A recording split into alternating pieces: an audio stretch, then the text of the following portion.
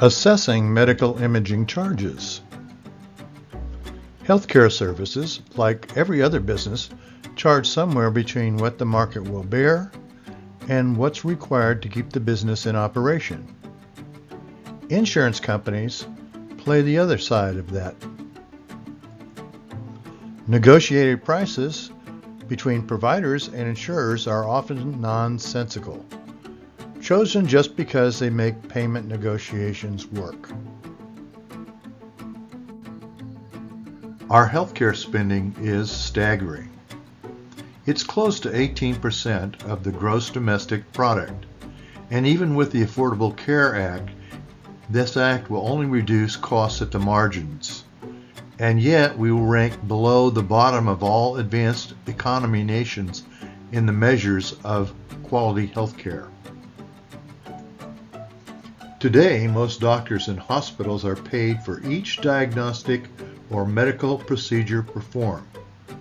The result has been ever-escalating numbers of tests and procedures and greater costs.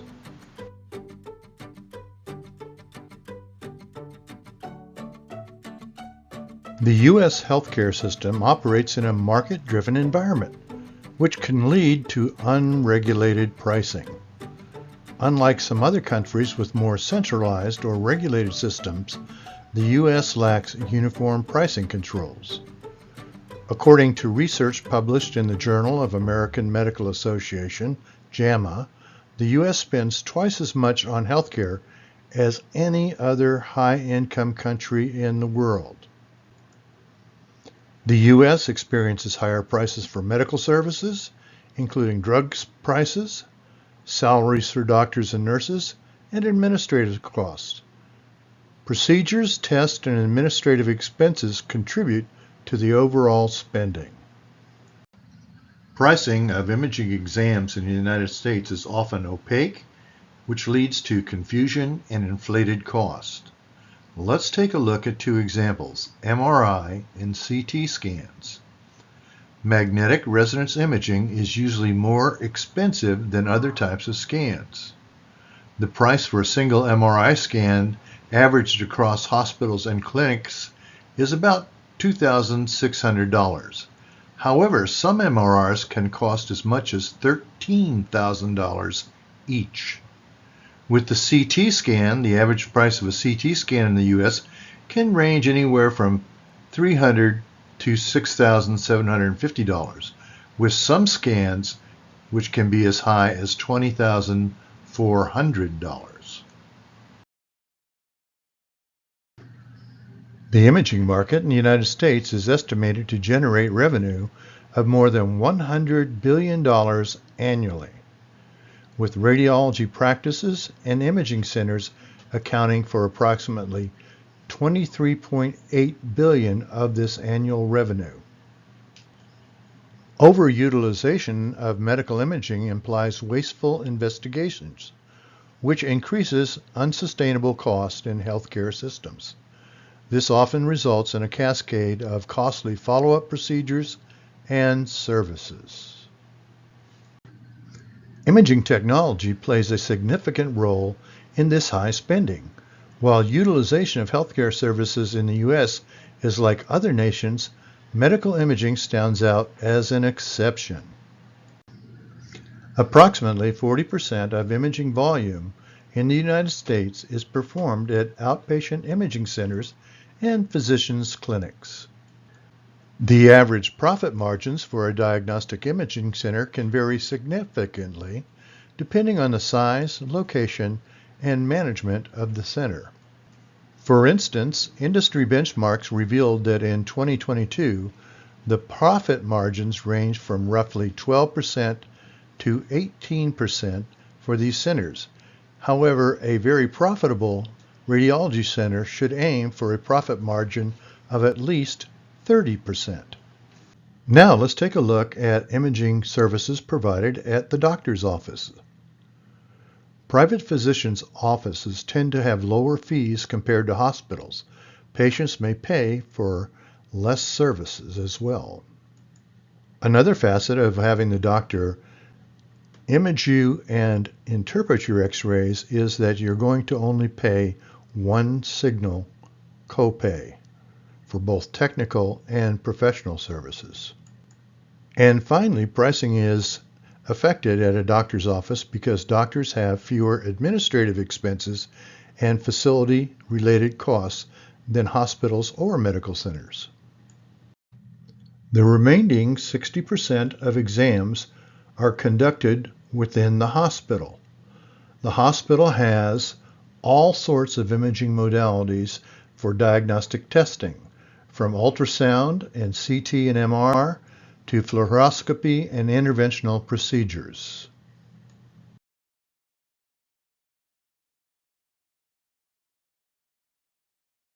Imaging is a critical component of healthcare, providing essential information for diagnosis and treatment. However, it is also a significant source of revenue for healthcare providers, leading some to refer to it as a cash cow. Currently, medical imaging accounts for approximately $23.8 billion in annual revenues in the United States. However, it's important to note that while cash cows can bring in cash for years, new technology or shifting market preferences can eventually render them obsolete. Let's take a look at medical imaging services in a hospital setting. Hospitals often charge more due to their overhead cost, administrative expenses, and facility fees. These fees can be significantly higher from those at other facilities such as outpatient medical imaging and doctors' offices. Hospitals need to maintain consistency in pricing across inpatient and outpatient settings. However, some hospitals create quote-unquote retail rates for commodity services like imaging and lab work to compete with freestanding providers. Medicare and certain private health insurance companies pay for hospitalizations of their beneficiaries using a diagnostic-related group payment system, or a DRG payment system. If a hospital can effectively treat you for less money than Medicare pays for your DRG, then the hospital makes money on that hospitalization. If the hospital spends more money caring for you than the Medicare gives it for your DRG, then the hospital loses money on that hospitalization. In order to figure out how much a hospital gets paid for any particular hospitalization, you must first know what DRG was assigned for that hospitalization. In addition, you must know the hospital's base payment rate, which also is described as the payment per case, and you can call the hospital's billing, accounting, or case management office to find out this information. Medicare and private insurers also have piloted new payment systems that are similar to the current DRG system, but with some key differences, including an approach that combines inpatient and outpatient services in one payment bundle. In general, the idea is that bundled payments are more efficient and result in better patient outcomes than fee-for-service payments, with the provider being paid based on each service that's performed. At the hospital, imaging bills run 2 to 3 times higher than at a freestanding radiology center or a doctor's office. One of the major trends impacting the diagnostic imaging industry is the shift of inpatient volumes away from the hospital setting. Diagnostic imaging volumes have been shifting away from hospital campuses due to the lower cost of performing these procedures at independent imaging centers, with site-neutral payments from the CMS, or Medicare/Medicaid.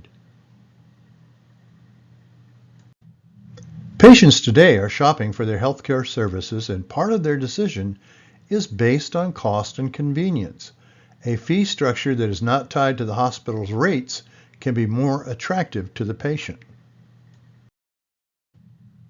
Let's take a look at the North American medical imaging market. And we'll start by looking at the compound annual growth rate. This is a way to calculate and determine returns for our investment that can rise or fall in value over time. You'll note that we see 2021 and 2029, and it demonstrates about a 6.3% increase in the growth rate.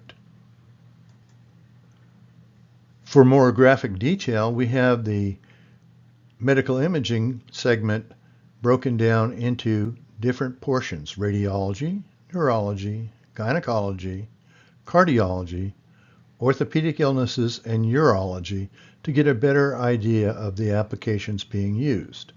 In addition, we can note that the United States significantly uses more medical imaging exams than Canada and Mexico. Healthcare versus insurance.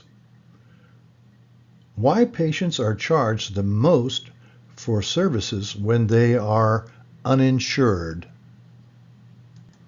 If you have insurance and the provider has a contract with that insurance company, meaning they do include taking that insurance for your service, the contract limits what they can charge and what they will get. For example, that might be $21.56. This is what the insurance pays them, or what you pay them if you have a deductible. The reason for this disparity, let's take a look.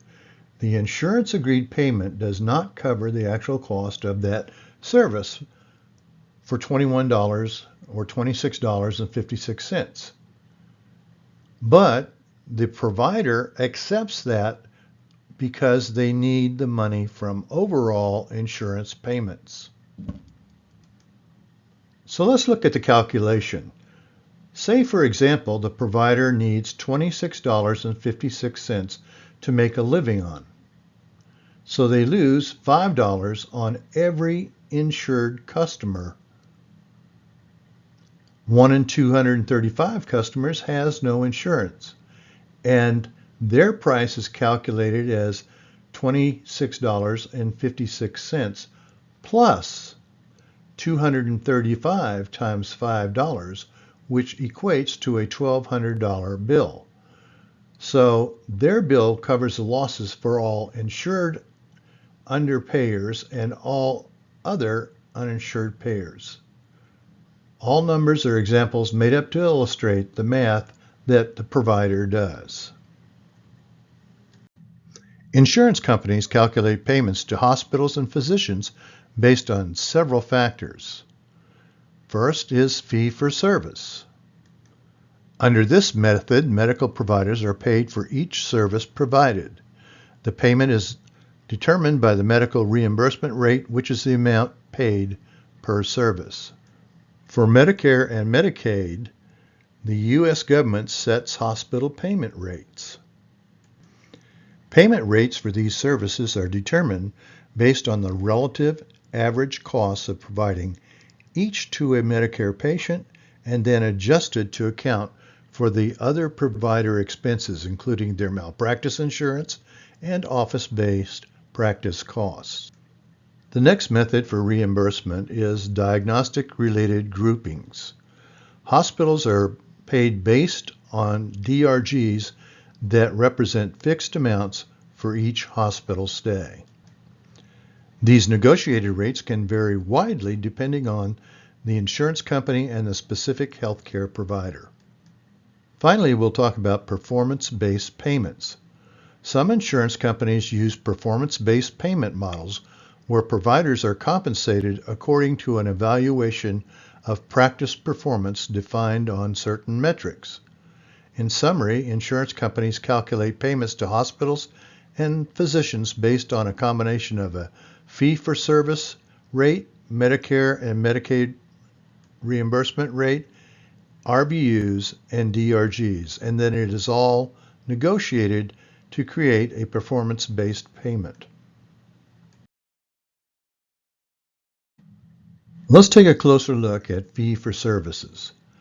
Healthcare providers are based on the number of services they deliver and not the quality of the health care they provide their patients. So what we're looking at is really quantity over quality, and this can lead to unnecessary tests and procedures which contribute to overall higher health care costs. Medicare and Medicaid are insurances that are provided by the U.S. government. Medicare pays about 20 cents on the dollar for what a healthcare provider bills. So how do healthcare providers normally create a bill? As a result of the 20 cents per dollar paid by Medicare and Medicaid, healthcare providers must artificially increase the amount of money they charge each patient. This means patients insured by other insurers and uninsured patients. Healthcare providers cannot charge uninsured patients differently from insured patients, otherwise they are liable to Medicare, Medicaid fraud by artificially inflating their bills. For Medicare specifically, each element of a medical imaging service is assigned a relative value unit for each current procedural terminology or CPT code. RVU codes are specific for DRG codes and geographic area. Here we see some codes and an adjustment for common high-volume imaging codes.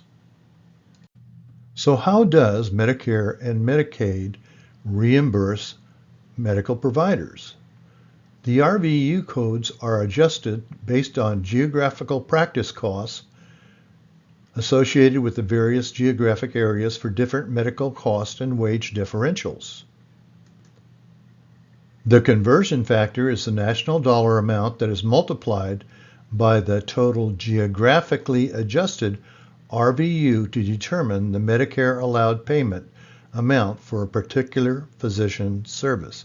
Here we see an RVU times the conversion factor equals Medicare payment.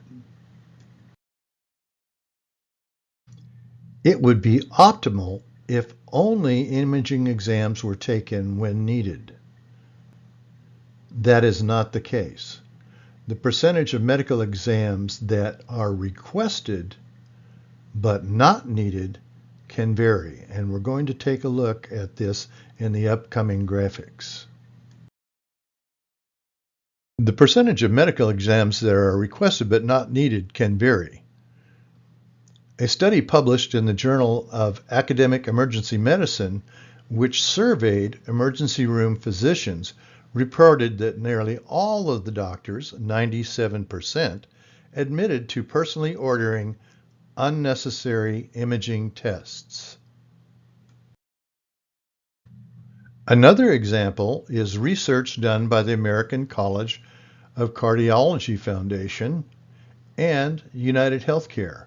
They found that 14% of the services performed at the practices studied were inappropriate and 15% were of uncertain appropriateness, which totals 29%. Another example is a Medicare survey, and what they looked at is Medicare beneficiaries with uncomplicated lower back pain. And what they found is 30% of Medicare beneficiaries with the lower back pain were imaged within 28 days of reporting the back pain, even though imaging is rarely indicated in the absence of complications because back pain often resolves itself. Another interesting statistic is that doctors that transition from private practice and go to work for healthcare providers such as hospitals demonstrated that once they were working for that hospital in that environment, they often increased their imaging exams requested. For example, unnecessary MRI referrals increased by more than 20% among those doctors that moved to hospital employment.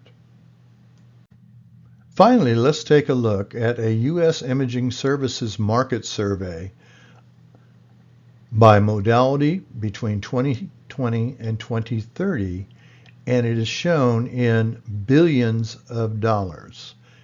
Each one of these imaging modalities is plotted between 2020 and 2030 with an expected growth 4.3% per year.